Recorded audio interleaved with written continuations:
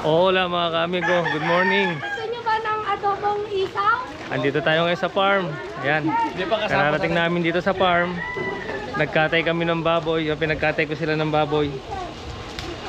Nag-iiyaw sila. Ayan.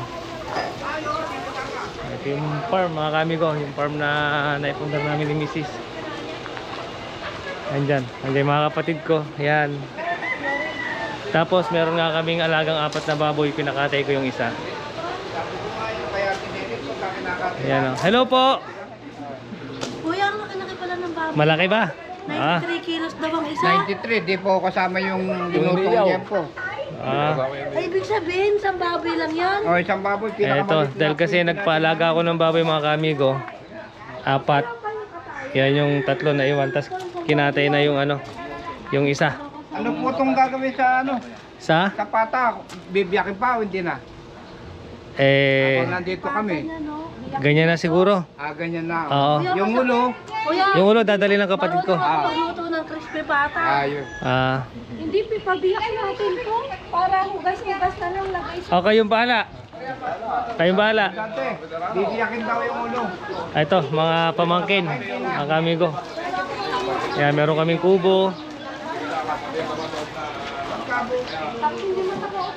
Tara, ikot tayo saglit dito. Di tama-tama pala yan. Hatiin. Bali ilang kilo po yung inabot ng isa? Bali 93 po, di po kasama yung ano. Hindi, yun na po yung kabuuan, 93 kilos. Hindi pa, 2 kilo may gito yun eh. Hindi, umabot siya ng 100 kilo, mga ganon, 100 kilo. Alagay yung 95 na lang. Hindi kasama yung naman loob, yung... Sabi nyo ng 100 kilo, kasama yung mga loob, ganon. Oo. Ay, sa amin po yung laman loob. Kaya laki-laki pala ng baboy ni Kuya. Ibig sabihin, ayun, nasa ganun din. Ayun po, yung ano, yung... Oo. Pinakamaliit pa daw yan, Kuya, sa kinalay nila. Pinakamaliit. Ano pa natin? Ibig sabihin, nasa 100 kilos yun. Ay, ang laki, Kuya. Lalaki nga eh. Grabe itong baboy na to, Kuya. Paliguan nyo mamaya. Pinakamaliit daw yung kinatay eh. Tara mga kamigo, ikot tayo saglit dito sa farm. Eto, malilim dito.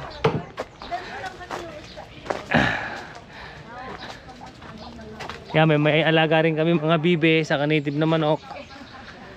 Tapos ito yung palaisdaan. Siguro mga pagdating ng panahon na ano, ipapaayos ko rin to. Papalagyan ko ng hollow block o semento yung gilid.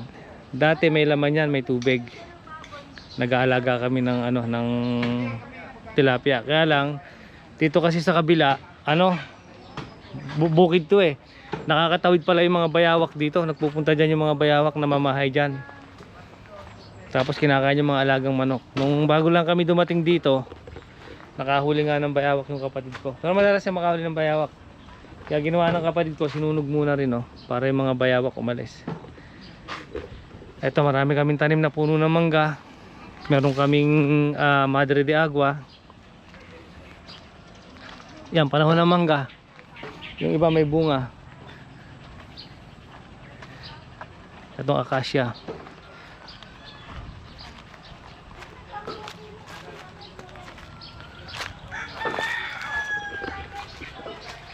Sarap talaga magbakasyon mga kamigo sa Pilipinas. Lalo na pagka meron kang pinagkakaabalahan na ganito. Ito, naalala ko tong nung ma-lockdown ako, ginawa namin to dahil nag-alaga rin akong native na baboy dyan nakakulong. Ito, may tanim kaming lansones. Nung na-lockdown ako rito mga ka-amigo, ng 5 months, tinanim namin itong mga to, maliliit pa, halos gatuhod lang. Ito, laki na oh, lansones yan.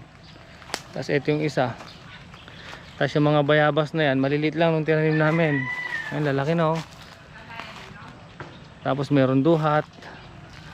May mga talim na talong yung kapatid ko. Ang daming bunga. Talong. Ang daming bunga oh. Ayan oh. Anihin na to. Pwede na to oh. Tapos may mga sili rin doon. Ang daming bunga ng sili. Kalamansi. Ayan, may kalamansi. Kaya nawiwili ako dito mga kami kapag nagbabakasyon. Ang dahil bunga ng sili oh. Ang liliit nito mga to. Binili lang namin to noon. Kung hindi ko naalala, 25 pesos lang nung na-lockdown ako dito. Hindi namin. Ang lalaki na. Ayan, may langka. Kamatsili. Hindi ko akalain lalaki rin ng ganito to. Kaya kailangan ma-trim natin to. Tapos meron tayo dyang Indian mango. Nagtanim ako rito ng ano, avocado. Tapos yung guyabano, 12 puno ito eh. O 10, isa lang yata yung nabuhay. Tapos nagtanim ako ng ano rito rin, 25 na buko, yung dwarf. Ewan ko, 2 lang din yata yung nabuhay kasi marami raw uwang. Sabi ng kapatid ko nakain. Ay mga sili, daming bunga mga kami ko yung sili oh. Mga hinog na oh. Ayan oh.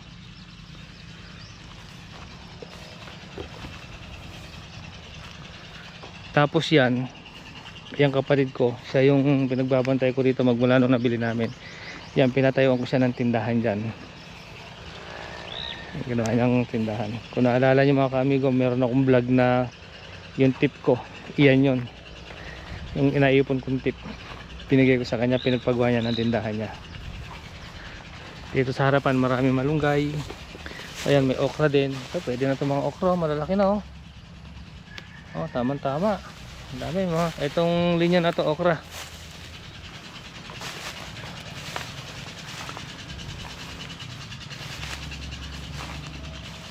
Ito yung linya ng avocado. Serel. Ito nga pala yung kapatid ko, yung sumunod sa akin. Siya yung namamahala rito sa farm.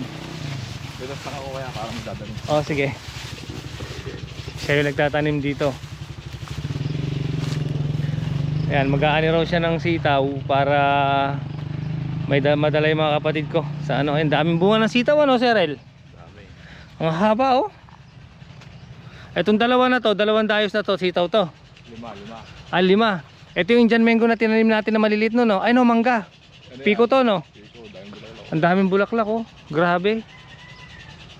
Yung rambutan may mga bunga rin. Meron din. O yan, kapatid ko nag-aani siya ng ano, ng sitaw. Para yung mga kapatid ko pag uwi nila ng Manila meron madadala.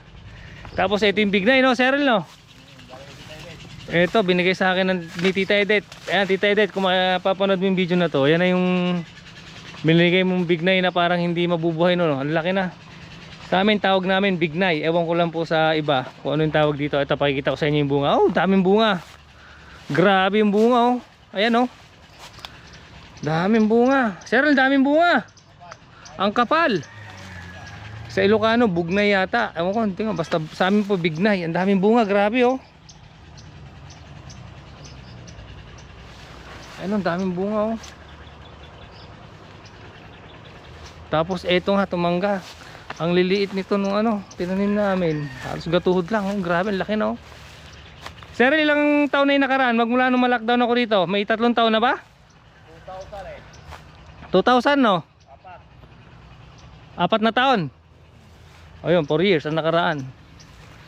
Tapos ito, hanggang dito pala yung tanim mo ng sitaw ano. Ang daming bunga oh, Serel. Sunod dyan, hindi sabay-sabay na itanim ang sitaw, sunod-sunod. Ah, pero kailangan to maanin. Lalaki yung haba oh. Ano tama, mahiling ba? Oo. Magdadala rin kami sa Pangasinan. Dami ito, 2 batya to. 2 batya, ay di benta natin yung iba.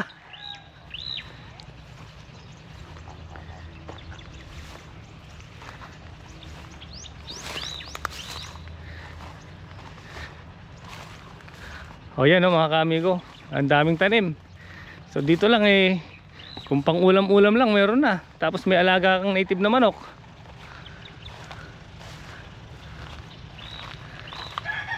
Daming bunga oh. Ayun suha, ang dami rin bunga ng suha. Abangan nyo pa yung mga vlog ko rito sa farm mga kamigo. Tapos syempre, yan si Black Panther, yung service natin. Nagkita rin kami at na-drive ko na rin siya. Ayan oh, Black Panther. Nga pala yung kapatid ko nag-ano, hindi siya mahilig magsabong pero nag-aalaga-alaga siya ng manok. Eto kapatid ko si Dinden. Ayan. Anong ginawa? Ba't yan lang? Ang daming talong doon. Yan, sabi nila kanila daw yung timba ko daw, wala daw ako O, kung mo lalagyan. lalagyan. Meron din kaming tanim na chiko. Ayan. Kasalukuyan namumunga. Tapos papaya, meron din kami tanim na papaya. Bueno, yung kapatid ko pala, ano, palipas na siya pero pwede pa. Ayan. Tapos may tanim din kalabasa. Ang daming bulaklak ng kalabasa. Ayan, oh.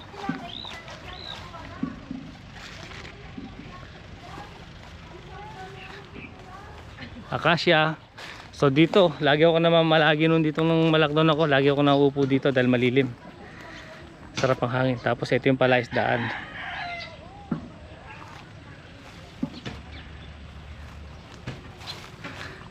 Ay mga kapatid ko, nangunguha sila ng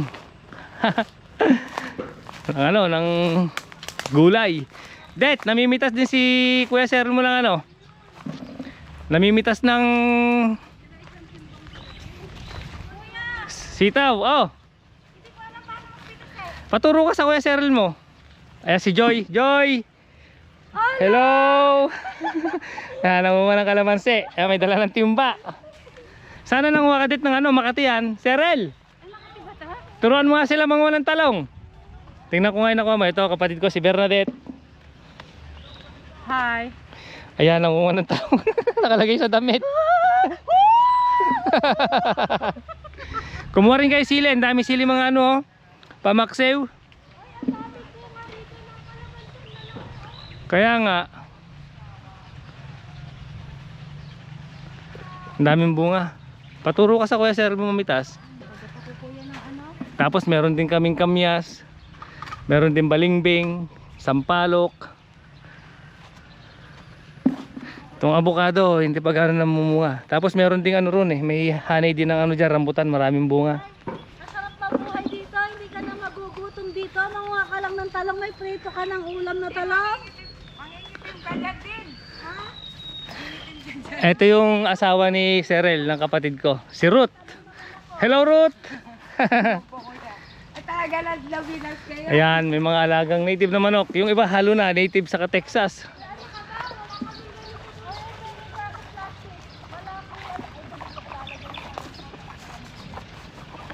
Ito yung apple mango, dami ring bunga. Ayan oh. Daming bunga oh. Ayan oh, ang bunga. Ito yung ring niregalo kong motor sa kapatid ko. Barako. Wow, naganda sila ng ano, almusal. Kanin. Ayan, buro. Ayan, amigo, buro. Iba yung buro dito sa Kapampangan. Para siyang ano, may hipon. Iba-ibang klaseng buro dito. Asitaw na nilaga, liempo, piritong talong. Ano pa to? Ay sausawan, kalamansi sa katoyo. May nilagang talong, saka nilagang okra.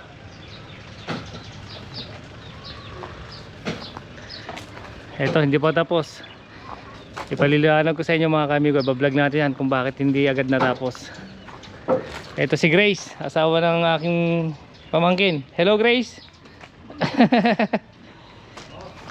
Yan, bablog natin yan isang araw, bakit hindi matapos-tapos. Tapos meron tayong kubo rito. Ayan. Ito yung ating Jetmatic.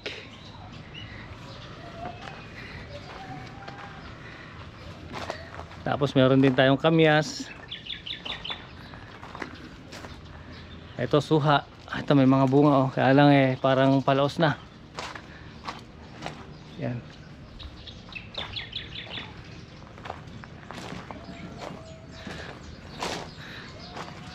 Balik tinadtad na po lahat, Manong. Nakatagtad ka. Ito puro pata po to. Alin dyan ang pata? Ayan, Yung apat na yan. Apat na po. Tapos ito yung ulo. Ano po yung mga yon? May isaw. Ay, maloob yun, baga, Isaw. abon, Bali malinis na po yan. Malinis na oh. bitukan eh, nandun yung bitukan. Bituka. Pag nilagay po namin sa freezer yan, okay na. Oo. Nandito na yung atay. Kasama nung baga. Aha. Oh, Malaki yung baboy, ano po? Oo, may kitsandahan. Kasi May 100 kilo po. 95 plus. Meron siguro kasi meron pang konti oh. Oo. Bali Ito po yung, itong ikinilo po nyo ng tagda 2 kilo. Tignan dalawa. Ito yung sobra. Ay, sobra. Ah.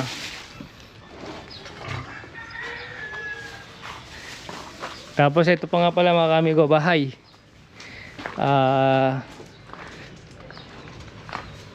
Gagawin natin ano to pagdating ng panahon, resibidor. Pag yung mga kapatid ko nakalipat na rin sa pinagawa kong tindahan sa kanila sa kabahay. Basta marami pang plano rito. Marami kaming plano ni Mrs.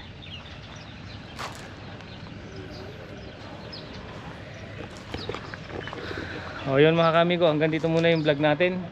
At mag-almusal muna tayo. Sarap talaga magbakasyon sa Pilipinas.